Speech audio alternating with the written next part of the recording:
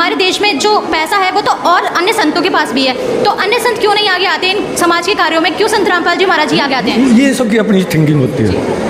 इन्होंने सोचा मदद करने का, वो अपने भंडार भरने का काम कर रहे हैं। कोई रेप केस में जेल में जा रहा है, जिनके प्राइम मिनिस्टर जाते थे, प्राइम मिनिस्टर अटल बिहारी वाजपेयी पहुँचे। अब वो रेप केस में अभी जमानत हुई है 10-15 दिन पहले, कई वर्षों बाद। संजीव वो आरोप नहीं है कोई भी। तो क्या संत रामपाल जी महाराज पे जो आरोप लगे हैं तो कानून के द्वारा, तो क्या वो बनावटी आरोप है? बनावटी है जी, बनावटी है। उनमें आप एक बात बताओ, संती ने गोली चलाई थी क्या? वो जो 4 लेडी मरी बरवाड़ा, अब वही रह रहा है एकमात्र केस, बाकी सभी समाप्त हो गए। वो 4 लेडीज संत जी ने मारे थे क्या? वो एक्चुअल में दम घुटने से मरी थी। वो ऐसी जगह छुप गई जहाँ दम घुट गया उनका, ऐसे उनकी डेथ हुई थी। अब वो थोप दिया संजीव। तो सर संत रामपाल जी महाराज को फिर देशद्रोही क्यों कहा जा रहा है? देशद्रोही कौन सा उन्होंने इन पर आर्मी ऑफिसर्स पर या हमारे सेना के जवानों पर अटैक किया क्या? कहीं लाल किले पर बम्बार्डमेंट की है? रामपाल, संत रामपाल, संत रामपाल और संत रामपाल, रामपाल। आज की सबसे बड़ी खबर, संत रामपाल जी को देशद्रोह के केस में मिली जमानत।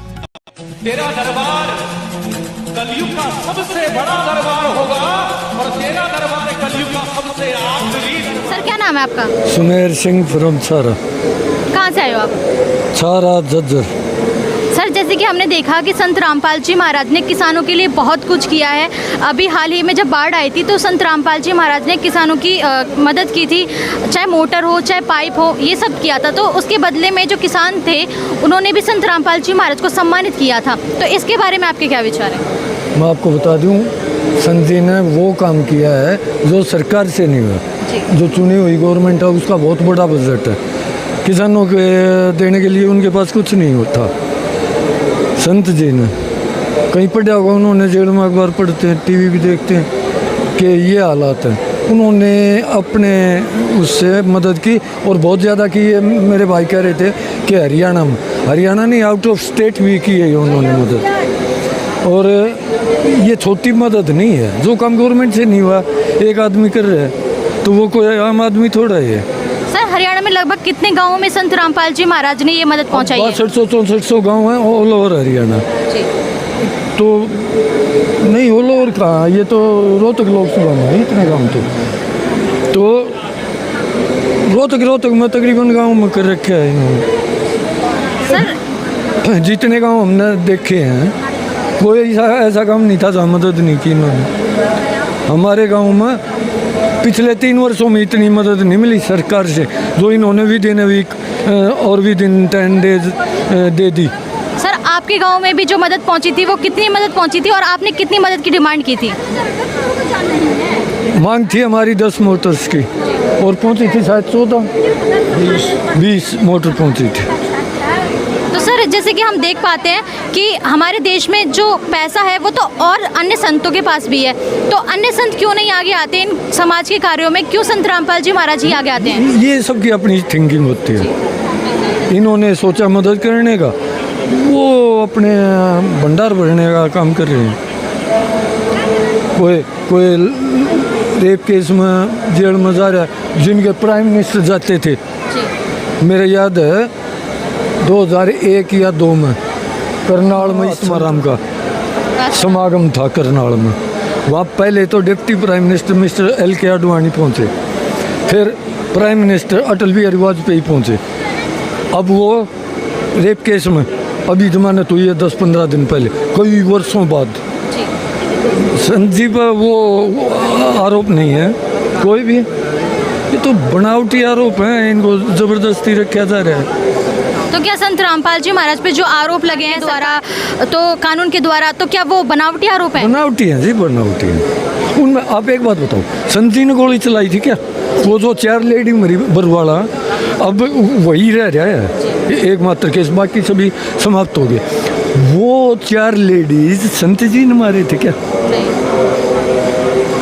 वो एक्चुअल में दम घुटने से मरी थी। वो ऐसी जगह छुप गई जहाँ दम घुट गया उनका, ऐसे उनकी डेथ हुई थी। अब वो थोप दिया संजीव। तो सर संत रामपाल जी महाराज को फिर देशद्रोही क्यों कहा जा रहा है? देशद्रोही कौन सा उन्होंने इन पर आर्मी ऑफिसर्स पर या हमारे सेना के जवानों पर अटैक किया क्या? कहीं लाल किले पर बम्बार्डमेंट की है? तो सर संत रामपाल जी महाराज ने तो ऐसा कुछ नहीं किया, लेकिन कानून तो संत रामपाल जी महाराज पे एक देशद्रोह का आरोप लगा के बैठी है कि इनके ऊपर एक देशद्रोह का आरोप है, क्योंकि संत रामपाल जी महाराज पे अभी जो 14 आरोप थे उसमें से 11 आरोप में संत रामपाल जी महाराज बरी हो चुके हैं और 2 केसों की जो सजा है वो सस्पेंड होगी। तो एक केस संत रामपाल जी महाराज पे बचता है, वो सिर्फ देशद्रोह का है। उसके बारे में क्या कहोगे आप? ऐसा है, अभी मैं बताता हूँ एक लेटेस्ट बात। संत जी पर उस टाइप का एलिगेशन कोई भी नहीं है जो राम रहीम पर था, वो छत्रपति का पत्रकार हत्याकांड का, उसमें बरी होगी और वो लगभग प्रूव्ड था, उसमें बरी होगी वो। पता है क्यों? आज तक पूरे भारत में 1947 से आज तक इतना पैरोल किसी आदमी को नहीं मिला जितना इस आदमी को मिल गया। क्या हो रहा है ये? संत जी को जबरदस्ती ठूसा जा रहा है, रखा जा रहा है। तो सर मतलब जो संत जिनके ऊपर आरोप लगे भी हैं और सिद्ध भी हो चुके हैं, वो लोग बार बार जेल से बाहर आ रहे हैं, बार बार जेल से बाहर आ रहे हैं, अपनी सजा को भी पूरी नहीं करते और उनकी जमानत भी होती रहती है। वही बता रहे हैं, इस देशद्रोह कानून को टोटली प्रूव तो कर लो, ये है किस पर लगना चाहिए। संत जी ने कौन सा देश विरोधी काम कर दिया? ये तो समाज को जोड़ने का काम कर रहे हैं, नशा मुक्त। अब इन्होंने सुना है, मैंने जेल में अखबार पढ़ लिया, एक परिवार ने भूख से सुसाइड कर लिया पूरे परिवार में। संत जी ने वो पढ़ लिया, तुरंत आदेश दिया कि ये मुहिम चलाओ, कोई भूख से नहीं मरना चाहिए। तो ये देशद्रोह है क्या? किसी भूखों को बचाना या अशिक्षितों को शिक्षित करना या और समाज को जोड़ना, नशा मुक्त करना, अगर ये देशद्रोह है तो हर किसी को करना चाहिए।